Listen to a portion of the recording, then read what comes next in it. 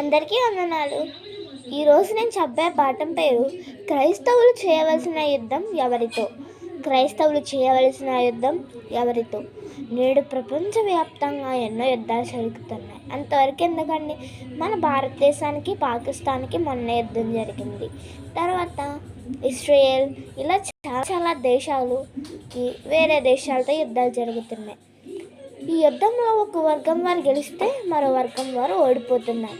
ఈ యుద్ధాలను చూసి నేడు ప్రపంచవ్యాప్తంగా క్రైస్తవులు ఏమనుకుంటున్నారు? అయ్యో పాపలు యుద్ధం చేసుకుంటున్నారు, యుద్ధంలో చాలామంది మరణిస్తున్నారు అని బాధపడుతున్నారు. కానీ క్రైస్తవులమైనందుకు మనము కూడా యుద్ధం చేయాలని వాళ్ళు గ్రహించలేకపోతున్నారు. క్రైస్తవులు యుద్ధం చేయాలా అని అనుకుంటున్నారా?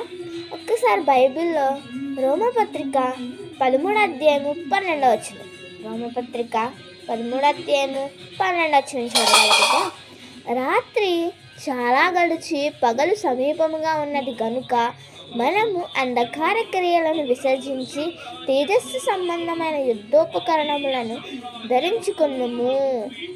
అంటే యుద్ధోపకరణాలు ధరించుకోవాలి. ఇప్పుడు ఎవరన్నా సైనికులు యుద్ధోపకరణాలు ఎందుకు ధరించుకుంటారు?